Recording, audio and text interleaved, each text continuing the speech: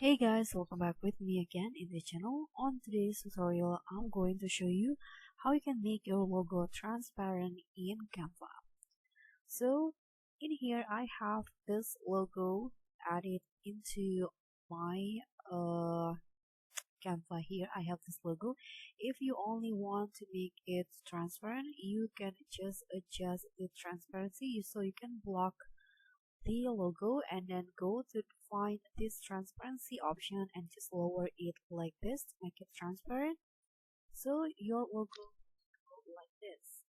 But if you want to make it transparent, like it doesn't have any background, you can see the background is now this solid white color. So if you don't want to have any background, you want to make the background transparent, you can just save it as PNG.